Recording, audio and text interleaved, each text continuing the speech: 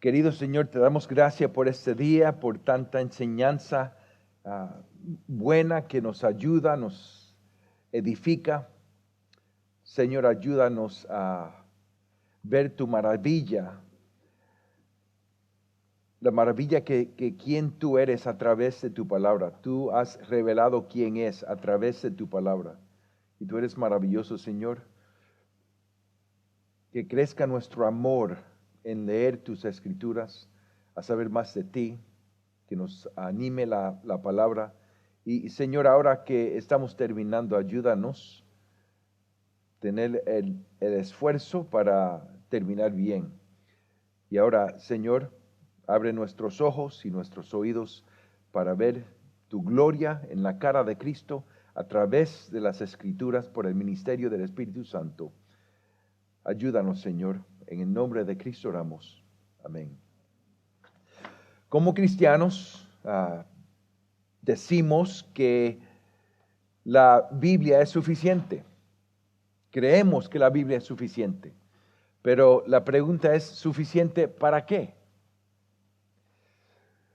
La Biblia es suficiente para dirigirme a operar a un paciente con apendicitis.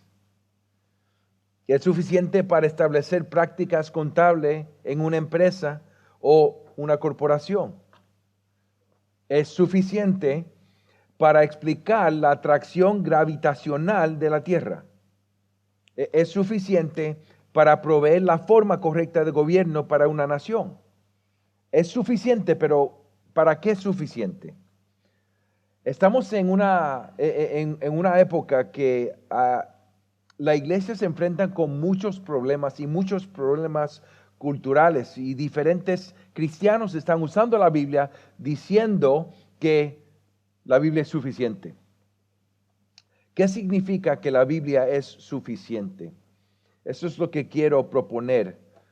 Toda escritura es suficiente para lo que se ha dado. Y es importante entender. Toda la escritura es suficiente para lo que se le ha dado. Vamos a desarrollar las doctrinas, entonces vamos a ver lo que dice la Biblia. Y entonces vamos a tener un tiempo de preguntas y respuestas. Como el tiempo anterior, vamos a usar nuestras Biblias, así que vamos a estudiar juntos y a construir esa doctrina.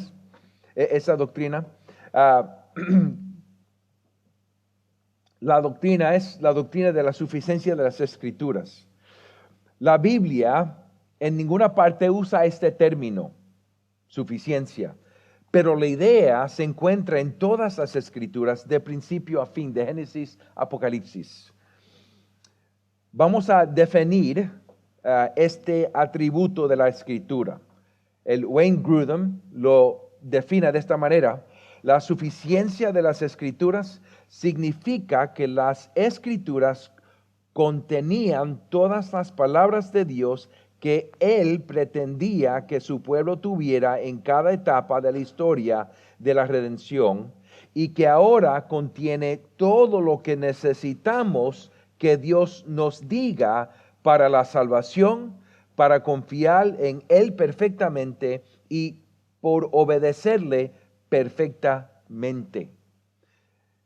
El teólogo Timothy Ward lo define de esta manera: debido a las formas en que Dios ha escogido relacionarse con las Escrituras son suficientes como el medio por el cual Dios continúa presentándose a nosotros de tal manera que podamos conocerlo, repitiendo a través de las Escrituras la promesa del pacto que ha hecho, realizado en Cristo.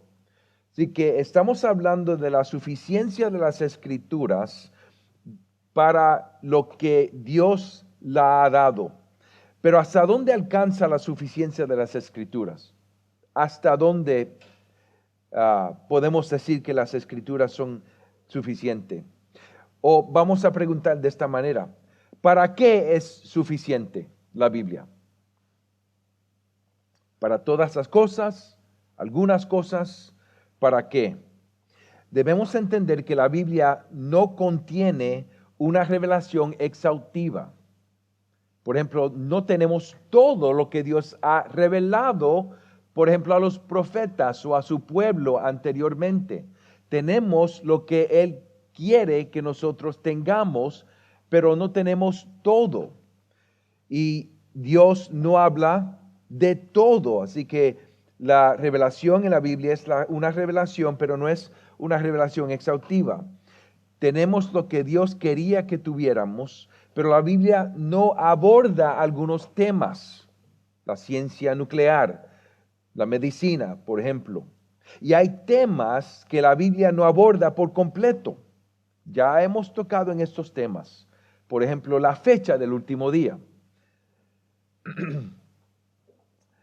El teólogo Thompson lo dice de esta manera: Jesús no reclamó la suficiencia total de las Escrituras, sino que afirmó su suficiencia para el propósito para el cual fueron dadas.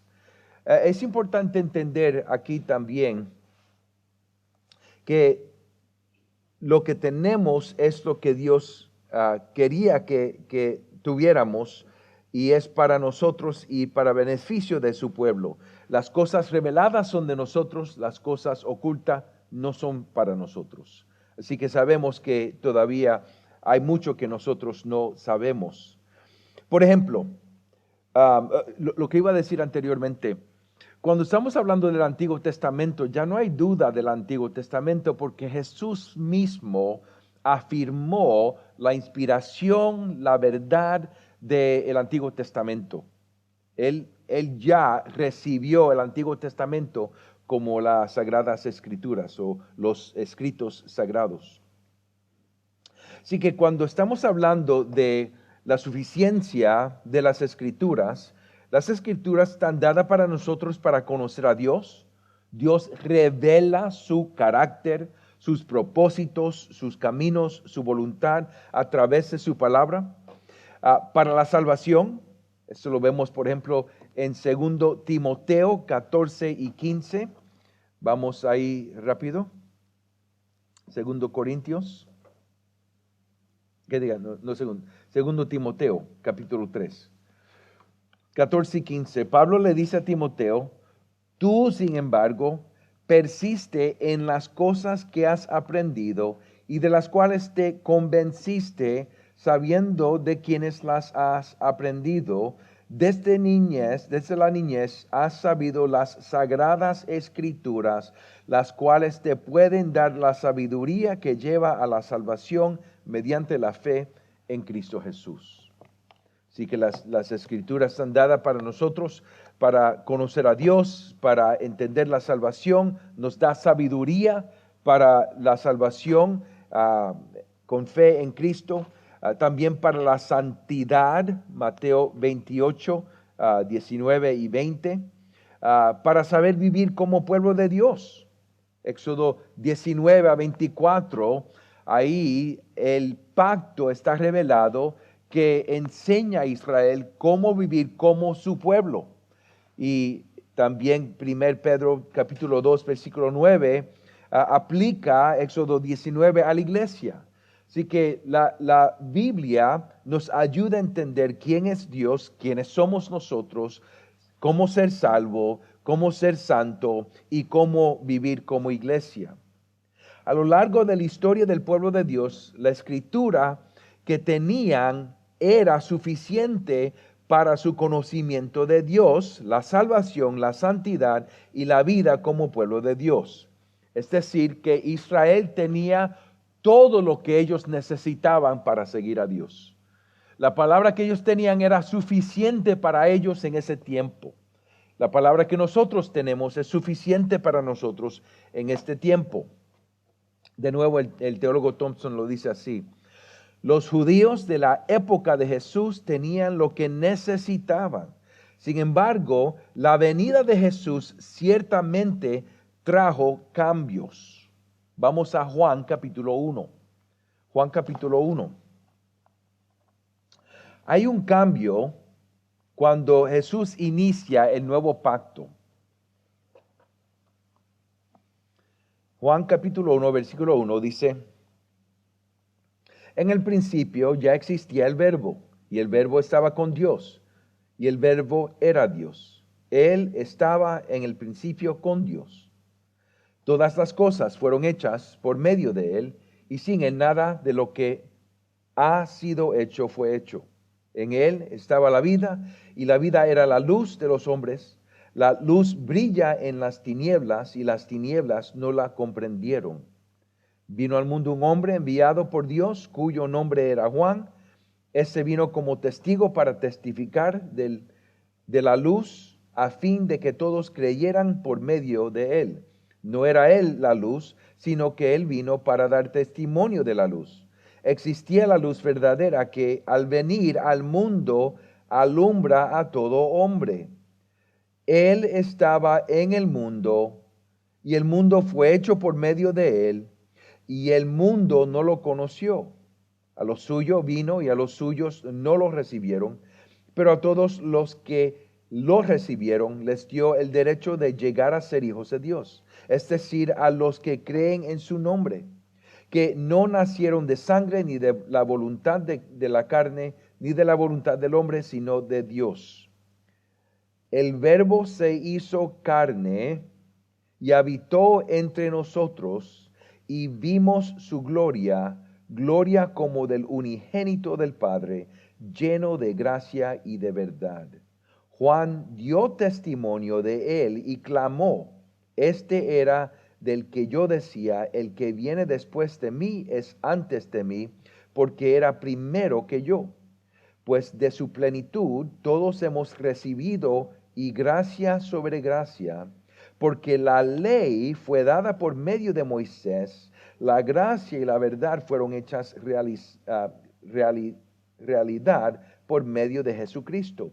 Nadie ha visto jamás a Dios, el unigénito Dios que está en el seno del Padre, Él lo ha dado a conocer. Aquí vemos desde el principio. Cuando escuchamos en el principio ya existía el Verbo, esto nos debe llevar a Génesis 1 y 1. Estas palabras nos deben llevar a Génesis 1 y 1. Y aquí vemos que este Verbo está desde el principio, desde antes de la creación. Y vemos que Él se encarnó y habitó entre nosotros. Este es el lenguaje del tabernáculo. El propósito del tabernáculo, del lugar santísimo, era el lugar donde Dios prometió estar con su pueblo. Dios iba a morar con su pueblo. Y el lugar santísimo es el lugar de esa promesa. Y ahora lo que está pasando es cuando Moisés dio la ley, Dios prometió su presencia en el lugar santísimo, en el medio de Israel, en un lugar geográfico, Canaán, en Jerusalén, pero vemos cuando viene este Verbo y se encarna, hay un cambio, porque ahora el lugar santísimo, el lugar donde Dios mora con su pueblo es Jesús. Jesús es el tabernáculo, Jesús es el templo. Y esto lo vemos desarrollado en Juan capítulo 2. Y también sigue en Juan capítulo 4, que ahora la adoración verdadera es adoración en verdad. Jesús es la verdad.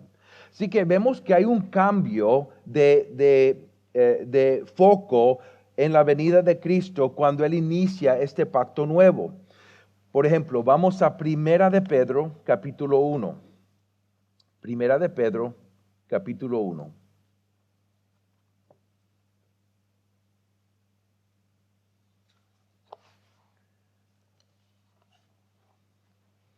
Versículos 10 al 12.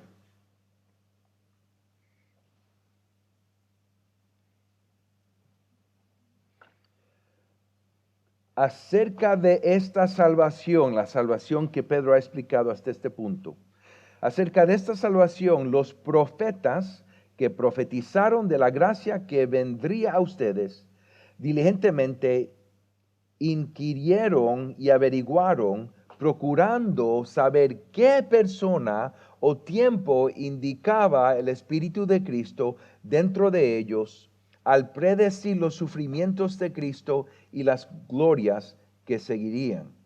A ellos les fue revelado que no se servían a sí mismos, sino a ustedes, en estas cosas que ahora les han sido anunciadas mediante los que les predicaron el Evangelio por el Espíritu Santo, enviado del cielo, cosas a las cuales sus ángeles anhelan mirar.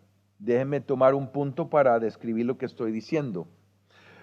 Las escrituras que tenían los judíos, el Tanaj o el Antiguo Testamento, como nosotros lo llamamos, era suficiente para ellos para conocer a Dios y para su salvación. Por ejemplo, el perdón se reveló a través del sistema de sacrificio. En Génesis 2 y 15 a 17, Dios les dice que el pecado trae muerte y todo pecado merece la muerte. Ahora, en su gracia y misericordia, Dios introdujo este sistema de sacrificio. Y el sistema de sacrificio es un sistema de gracia, porque el sistema ayuda al pueblo de Dios a entender que Dios perdona pecado a través de un sustituto. Y cada vez que alguien pecaba, tenía que traer un animal, desgollarlo y traerlo ahí como sacrificio. Y era como decir, yo merezco la multa de muerte, yo merezco esta penalidad, yo merezco esto, pero Dios me deja traer este sustituto. Y ahí por fe en Dios y por fe en lo que Él prometía que iba a venir el último sacrificio, ahí hay salvación para todos en el pueblo de Dios. Esto todo apuntaba, cuando vino Jesús, ahora se revela que Él es el sacrificio, Él es el sumo sacerdote y no se requiere más sacrificios, porque Él es el sustituto que recibe para nosotros la muerte. ¿Entendemos? ¿Ok? Así que ellos tenían suficiente revelación, nosotros tenemos suficiente revelación. A lo largo de la historia del pueblo de Dios, la escritura que tenían era suficiente para su conocimiento de Dios, la salvación, la santidad, la vida como pueblo de Dios. Pero a la venida de Jesús algo ha cambiado. Ya tenemos esa revelación cumplida en Cristo. Ahora, algunas advertencias. Número 1. La lectura de las Escrituras es un medio para conocer a Dios y su salvación. La lectura de las Escrituras es un medio para conocer a Dios y su salvación. En palabras de Timothy Ward, no reemplaza una relación viva y dinámica con el Señor con el estudio de un libro. No es nada más estudiar un libro para tener conocimiento.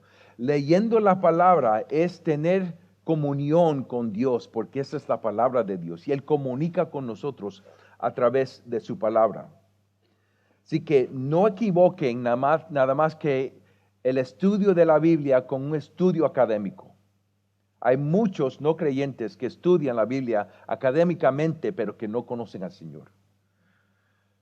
El estudio de la Biblia es un medio para conocer a Dios y tener comunión con el Dios Santo.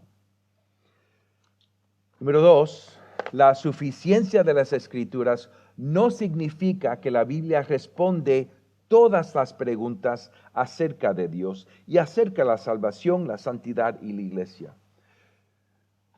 La Biblia, aunque se trata de esos temas, no nos dice todo de esos temas, ¿verdad? Porque si, por ejemplo, nos decía claramente sobre la membresía de la iglesia, todos fuéramos bautistas y no presbiterianos, ¿verdad? O ellos piensan que todos seríamos presbiterianos y no bautistas. Así que vemos que hay algunas cosas y algunos temas que todavía no tenemos claridad en este lado de la segunda venida del Señor. Número 3, La suficiencia de las Escrituras no significa que la interpretación bíblica siempre será fácil. Porque la Biblia es suficiente, eso no quiere decir que vamos a abrir la Biblia y siempre la interpretación va a ser fácil. O que siempre interpretaremos la Biblia correctamente. Necesitamos las herramientas de exégesis.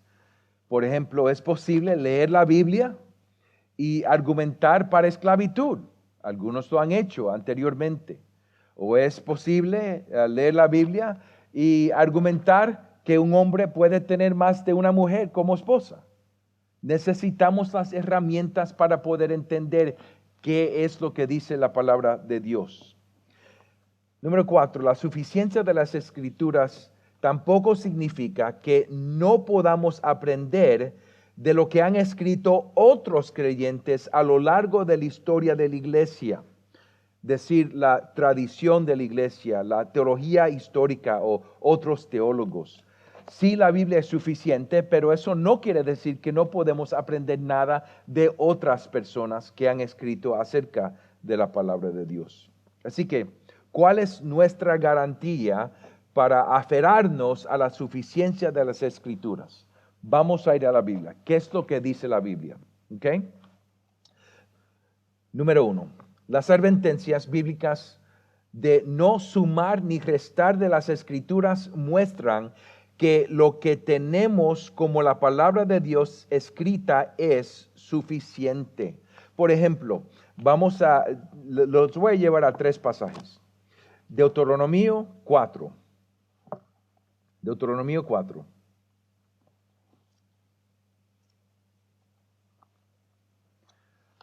Versículo 1 y 2.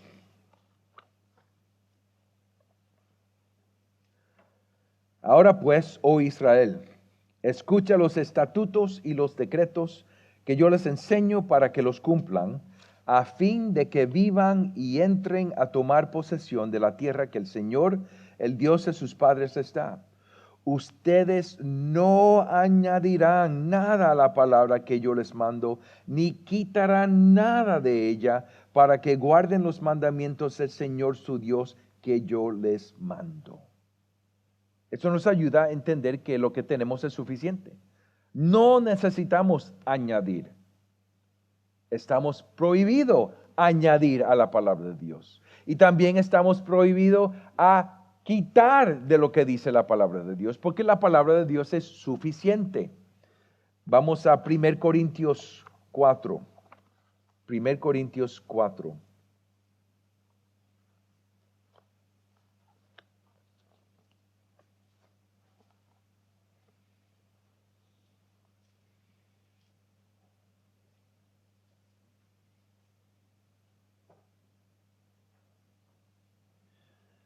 Pablo dice aquí en 1 Corintios 4 y 6, esto, hermanos, lo he aplicado en sentido figurado a mí mismo y a Apolos por amor a ustedes, para que en nosotros aprendan a no sobrepasar lo que está escrito, para que ninguno de ustedes se vuelva arrogante a favor del uno contra el otro.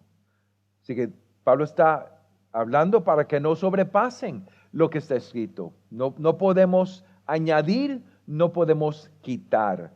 Cuando añadimos a la palabra de Dios, eso nos lleva al legalismo. Eso lo vemos en Marcos 7. Y en realidad, en Marcos 7, Jesús nos enseña que cuando añadimos a la palabra de Dios, lo que estamos haciendo es anulando la palabra de Dios. Pero también podemos quitar de lo que dice la palabra de Dios. Eso nos lleva al liberalismo, ¿verdad? Si estamos predicando estamos predicando expositivamente 1 Corintios capítulo 6. Y llegamos a 1 Corintios capítulo 6, versículo 11, y estamos predicando esa parte. Y yo vivo en Austin, que Austin es muy liberal. ahí yo no puedo evitar hablar de lo que dice Pablo sobre el tema de la homosexualidad.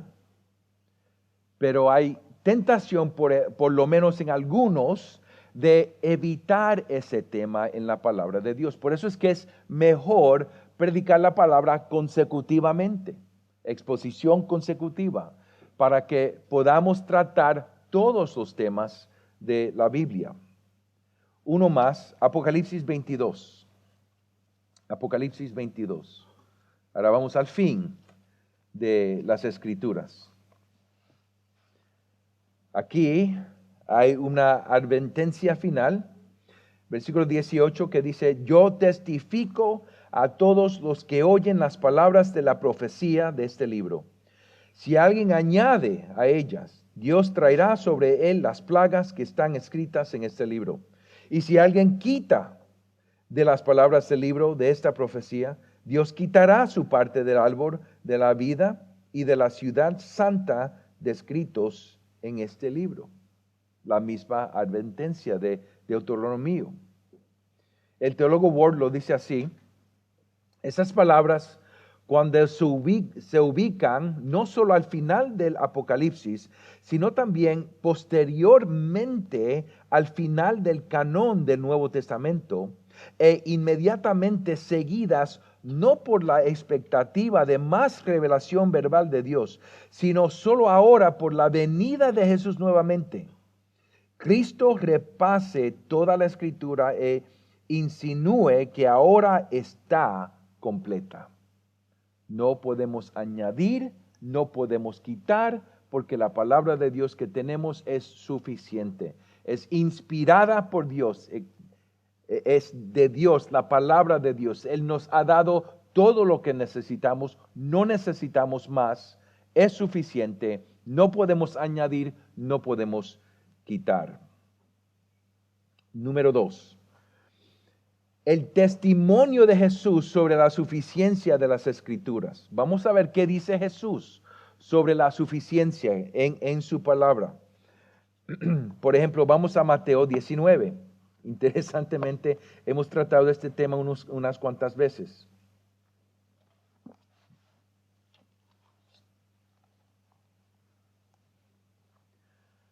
Mateo 19, 4 y 6, 4 al 6.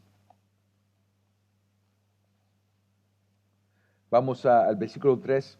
Y se acercaron a él algunos fariseos para ponerlo a prueba, diciendo: ¿le está permitido a un hombre divorciarse de su mujer por cualquier motivo?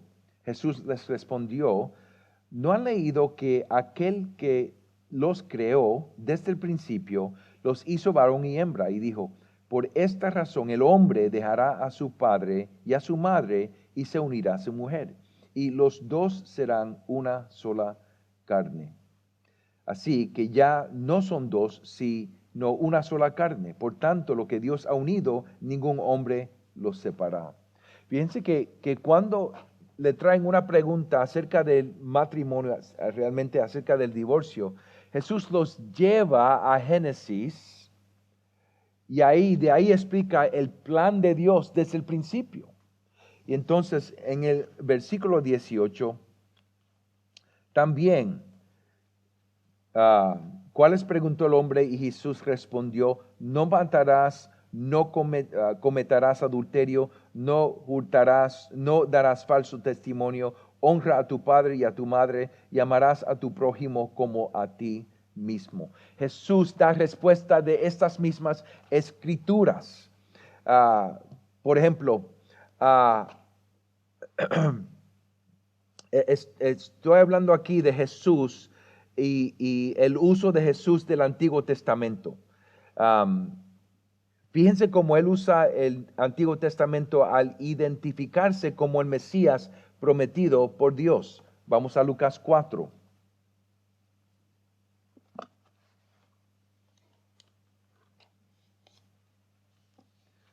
Ya hemos visto de Mateo 4 que Jesús dice que la palabra de Dios es más importante que la comida. Entonces cita Deuteronomio. Y aquí estamos viendo el uso de Jesús sobre el Antiguo Testamento. En Lucas 4, 16 y 21, Jesús explicando quién es Él cita Isaías 61. Lucas 4, versículo 16. Jesús llegó a Nazaret, donde había sido criado, y según su costumbre, entró en la sinagoga el día de reposo y se levantó a leer.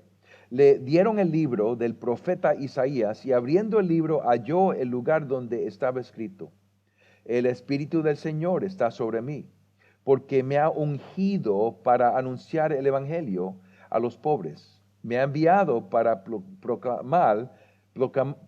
proclamar libertad a los cautivos y la recuperación de la vista a los ciegos, para poner en libertad a los oprimidos, para proclamar el año favorable del Señor. Cerrando el libro, lo devolvió al asistente y se sentó, y los ojos de todos en la sinagoga estaban fijos en él. Y él comenzó a decirles: hoy se ha cumplido esa escritura que han oído. En el uso del Antiguo Testamento, Jesús está afirmando que el Antiguo Testamento es la palabra de Dios. Vamos a Lucas 24, porque Lucas 24 es otro pasaje clave. Lucas 24.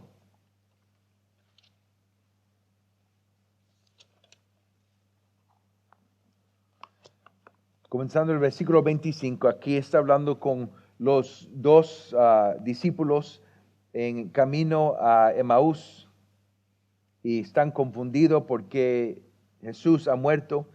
Y Jesús explica en versículo 25, entonces Jesús les dijo: oh insensatos y tardos de corazón para creer todo lo que los profetas han dicho.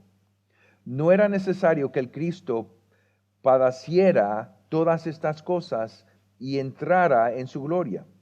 Comenzando por Moisés y continuando con todos los profetas, les explicó lo referente a él en todas las escrituras.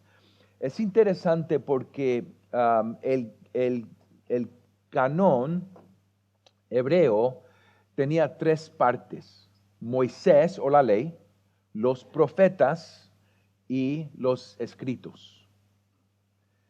Cuando Jesús dice, comenzando con Moisés y los profetas, Él está refiriéndose al Antiguo Testamento de nosotros, a las escrituras de los hebreos. Así que lo que Jesús está diciendo es que ellos debían de haber entendido lo que está pasando, porque tenían suficientes escrituras para saber del sufrimiento y de la resurrección del Cristo. Y Jesús lo explica todo, comenzando con Moisés y después con los profetas también. Y después Él dice lo mismo a sus discípulos. Aquí en el versículo 36 dice: mientras ellos relataban estas cosas, Jesús se puso en medio de ellos y les dijo: paz a ustedes. Pero ellos, aterrorizados y asustados, pensaron que veían un espíritu. Y él les dijo: ¿por qué están turbados y por qué surgen dudas en sus corazones? Miren mis manos y mis pies, que yo mismo soy. Tóquenme y vean, porque un espíritu no tiene carne ni huesos, como ustedes ven que yo tengo. Cuando dijo esto, les mostró las manos y los pies. Como ellos todavía no creían a causa de la alegría y porque estaban asombrados, les dijo: ¿tienen aquí algo de comer? Ellos le presentaron parte de un pescado asado, y él lo tomó en las manos y comió delante de ellos. Después Jesús les dijo: esto es lo que yo les decía cuando todavía estaba con ustedes, que era necesario que se cumpliera todo lo que sobre mí está escrito en la ley de Moisés, en los profetas y en los salmos. Ese es el canón de los hebreos en total. Ese es el Antiguo Testamento de nosotros. A eso es lo que Jesús se refiere. Esas escrituras eran suficientes para los apóstoles entender lo que él tenía que sufrir. Y Jesús mismo lo explica de todas estas escrituras. Ahora también sobre la escritura como palabra de Dios y más importante que la tradición humana, Jesús trata este tema en Marcos 7, de 1 al 13. Vamos a ver un ejemplo, la parábola del hombre rico y Lázaro en Lucas 16. Como estamos en Lucas, vamos a trabajar un poco más en Lucas. Lucas 16, no voy a repetir la historia. Comienza aquí en el versículo 19.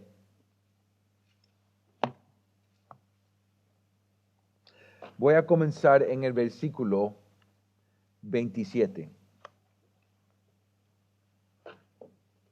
Ese es el hombre rico. Entonces él dijo, te ruego pues, Padre, que lo envíes a la casa de mi padre, pues tengo 5 hermanos, de modo que él los prevenga, para que ellos no vengan también a este lugar de tormento.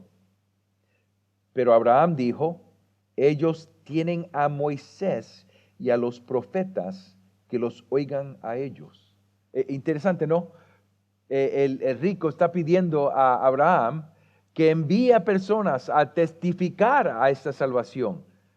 Y Abraham dice, ellos tienen suficiente escritura. Eso es lo que está diciendo. Ellos tienen a Moisés y los profetas. Moisés y los profetas son suficientes para entender todo y que oigan a ellos. Versículo 30, y el rico contestó, no, padre Abraham, sino que si alguien va a ellos de entre los muertos, se arrepentirán. Ahora, eso es muy interesante y clave para nosotros, ¿verdad?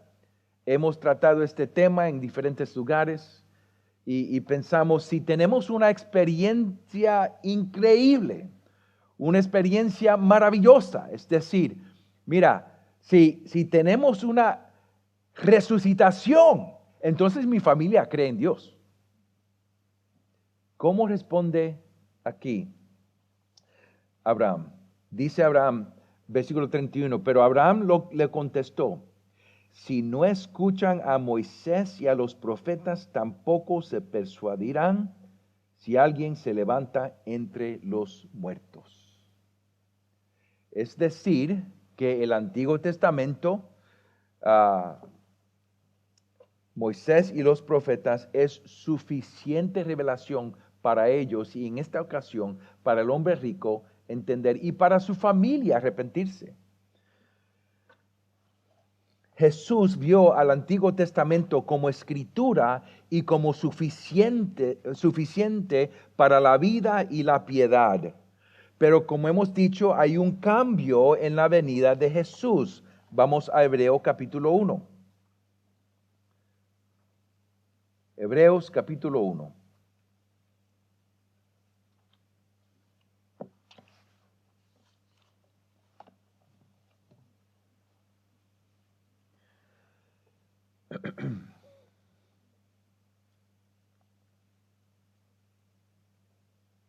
En Hebreos capítulo 1, comenzando en el versículo 1, dice, Dios, habiendo hablado hace mucho tiempo, en muchas ocasiones y de muchas maneras a los padres por los profetas, en estos últimos días nos ha hablado por su Hijo, a quien constituyó heredero de todas las cosas, por medio de quien hizo también el universo.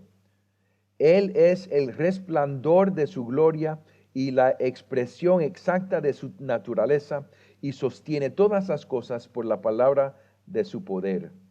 Después de llevar a cabo la purificación de los pecados, el Hijo se sentó a la diestra de la majestad en las alturas, siendo mucho mejor que los ángeles.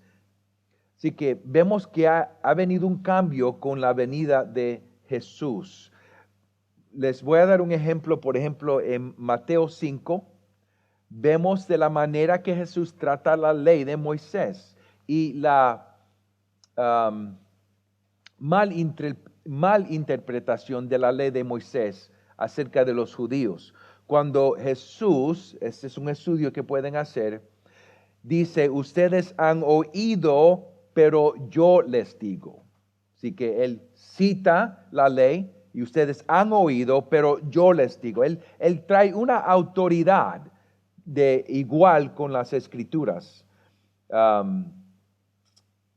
Y como hemos visto Lucas 16, también el cambio. Así que el testimonio de Jesús sobre la suficiencia de las escrituras es que Jesús declara que el Antiguo Testamento es la palabra de Dios, que es más importante que la comida, la palabra de Dios, que es la palabra del Antiguo Testamento, es la palabra de Dios y es suficiente para ellos en su entonces, pero con su venida hay un cambio de la revelación. Y el testimonio de los apóstoles nos ayuda a entender que ahora lo que tenemos es suficiente para nosotros también. Vamos a ver el testimonio de los apóstoles sobre la suficiencia de las escrituras.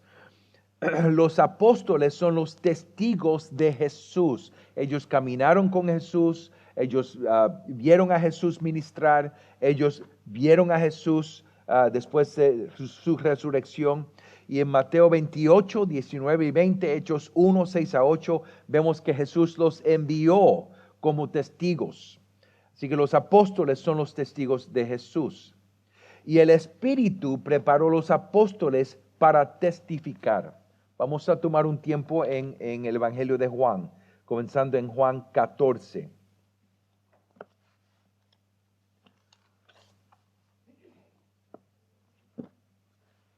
Juan 14, versículo 15.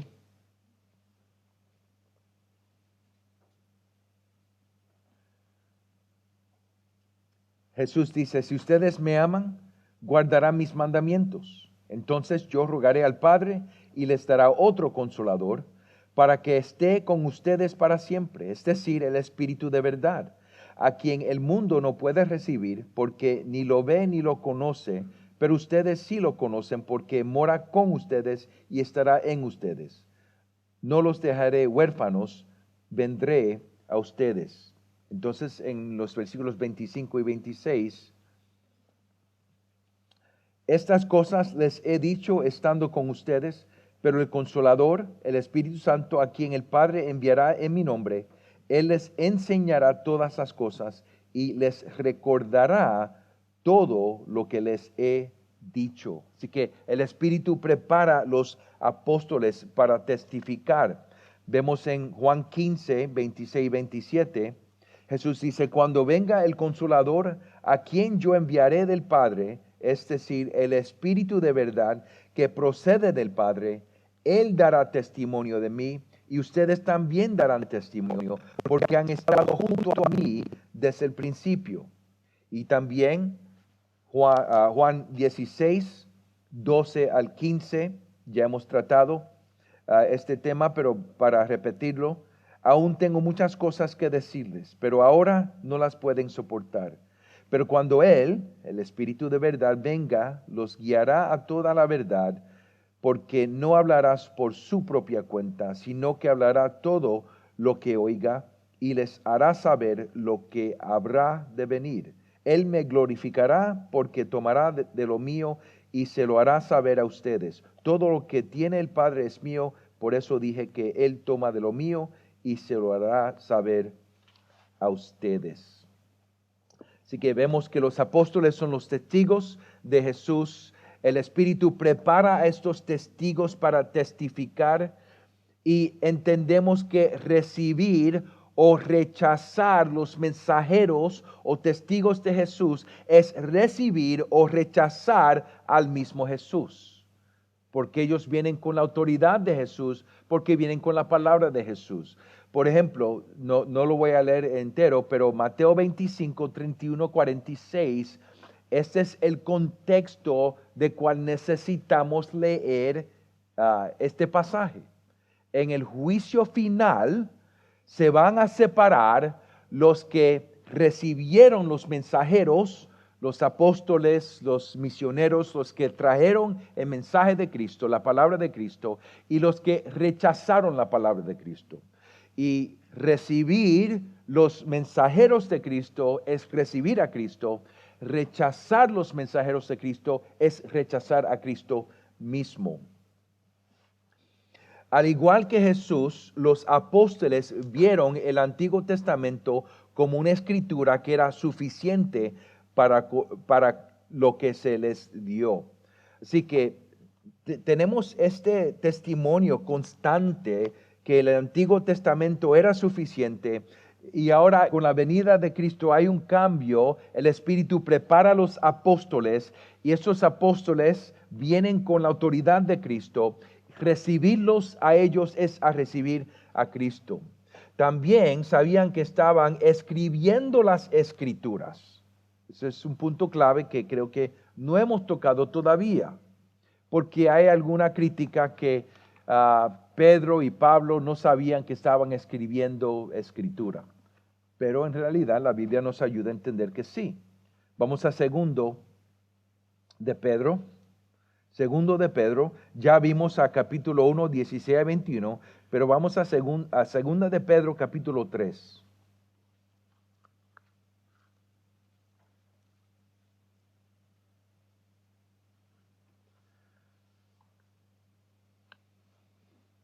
Segunda de Pedro, capítulo 3, versículo 14.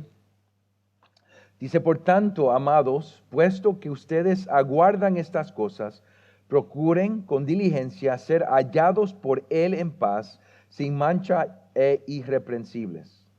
Consideren la paciencia de nuestro Señor como salvación, tal como les escribo también nuestro amado hermano Pablo, según la sabiduría que le fue dada. Asimismo, en todas sus cartas, habla en ellas de esto, en las cuales hay algunas cosas difíciles de entender, que los ignorantes e inestables tuercen, como también tuercen el resto de las Escrituras para su propia perdición.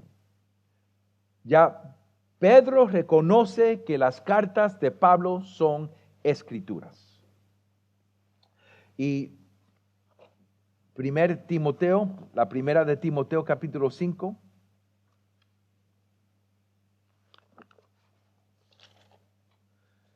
Versículo 17.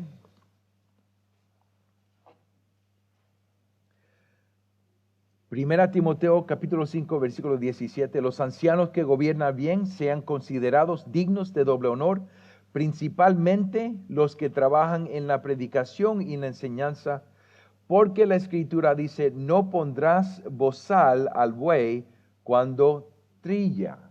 Es una cita, ¿no? ¿De dónde viene?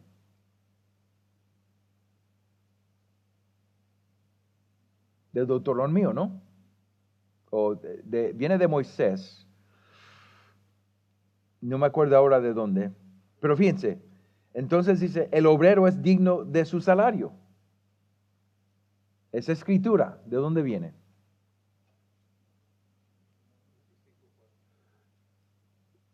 ¿De dónde? Sí, ajá, la cita anterior viene de Deuteronomio, ¿verdad? 25. Esta viene de Lucas 17. Interesante, ¿no?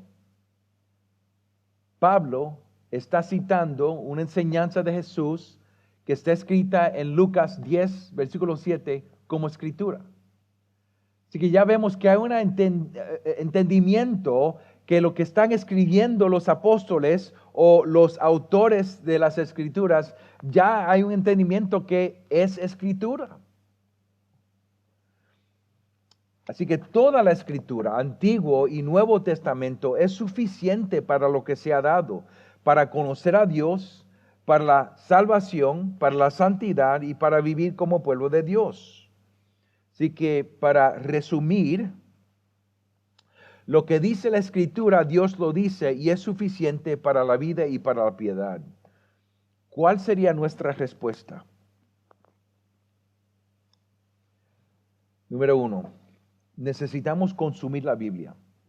Necesitamos, si la Biblia es suficiente, necesitamos consumir la Biblia como palabra de Dios. Así que como cristianos debemos leer, meditar, estudiar y memorizar las Escrituras. No puedo enfatizar esto ah, suficiente. Si Dios ha revelado quién es y qué quiere de nosotros en su palabra, ¿cómo no vamos a leer lo que dice Dios?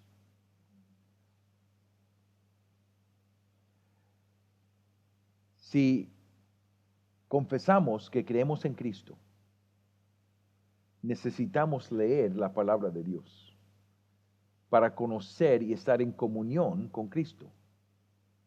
Así que es importante. Yo sé que muchas veces se nos hace difícil por nuestros horarios, pero hermanos y hermanas, yo sugiero, los exhorto, lean la Biblia. Para mí yo tengo que tener un plan, un tiempo y un lugar. Eso es lo que yo sugiero.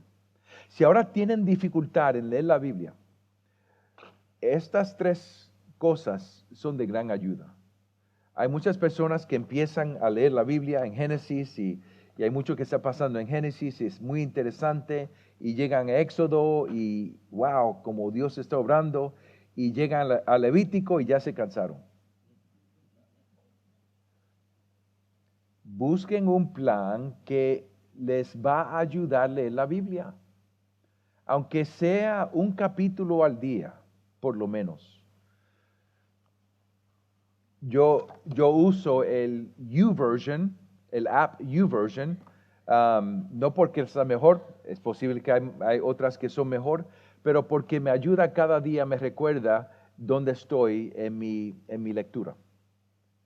Así que busquen un plan que puedan usar y que les pueda ayudar. Busquen una traducción sencilla, verdadera, sencilla, que puedan leer. Porque mucha frustración viene cuando no podemos entender el lenguaje que estamos leyendo. Y decide a hacerlo cada día al mismo tiempo, a la misma hora. Y hasta en el mismo lugar. Dios nos ha creado de una manera increíble. Y el cerebro funciona de una manera increíble. Y cuando uno va a un lugar, por ejemplo, cuando yo me levanto a la misma hora y me siento en aquella silla con mi café y abro mi iPad para leer, mi cerebro ya está en ese hábito y ahora yo sé, ese es el tiempo de leer la Biblia. Ese es el tiempo de lectura, el tiempo de oración, el tiempo de oración. Así que gran ayuda a tener esa disciplina y por eso es que se llama disciplina. Porque si era fácil, se llama otra cosa, ¿verdad? Y la lectura de la Biblia con oración es de gran ayuda. Muchos estamos frustrados en orar y no sabemos cómo orar. Pero la Biblia nos ayuda a entender cómo orar y cada día podemos orar para nuestra familia, para nosotros, lo que hemos leído esa mañana o ese día o en ese tiempo. La Biblia nos ayuda a entender cómo orar. Por ejemplo, Mateo 6, Jesús nos enseña cómo orar. Las oraciones de Pablo nos ayudan a entender cómo orar unos para otros. Así que la Biblia nos ayuda no nada más para conocer a Dios y entender quién es Él, pero también para orar, alabar, adorar y orar para unos a otros. Tenemos que estudiar la Biblia para conocer quién es Dios y memorizarla también. Así que necesitamos consumir la Biblia como la palabra de Dios. Número 2, necesitamos obedecer la Biblia. Necesitamos obedecer la Biblia como palabra de Dios con todo corazón. La obediencia a medias es desobediencia. Eso lo vemos a 1 Samuel 15, ¿verdad? En la vida de Saúl. Él obedeció nada más que a la mitad. Obedecer a la mitad es desobedecer enteramente. Así que tenemos que obedecer la palabra de Dios completamente con todo corazón. Si amamos a Dios con todo corazón, amaremos sus mandamientos. Número 3, debemos enseñar y predicar todo el consejo de Dios. Si la palabra es suficiente, debemos tener, pastores, un programa de enseñar la palabra entera en la iglesia. Eso es lo que dice Pablo en Hechos 20, que cuando él se va a enfrentar con Cristo en el día de juicio, él puede decir, la sangre de ellos no está en mis manos, porque yo no aguanté nada, le di completamente el consejo de Dios. De esa manera debemos estar nosotros. Debemos enseñar esta palabra a nuestros hijos, unos a otros en el discipulado, en la consejería y a la iglesia. Toda escritura, el Antiguo y el Nuevo Testamento, es suficiente para lo que se ha dado. Por tanto, si amamos a Dios, amaremos su palabra y amaremos sus mandamientos. Así que vamos a leer la Biblia, estudiar la Biblia, meditar en la Biblia, memorizar las escrituras, para que podamos conocer a Dios, crecer en la salvación, buscar la santidad y aprender a vivir la vida juntos como iglesia. Ya no necesito el micrófono porque ya terminé. Vamos a orar. Querido Señor, te damos gracias por este día. Señor, ayúdanos a aplicar lo que hemos aprendido hoy en este día. Ayúdanos, Señor, a desear, a conocerte a través de tu palabra. Ayúdanos, Señor, a desear, a leer la Biblia. Ayúdanos, Señor, a desear, a estar sometidos bajo la predicación de tu palabra. Ayúdanos, Señor, para que podamos crecer y parecer más y más a tu Hijo, Jesucristo. Es en el nombre de Él que oramos.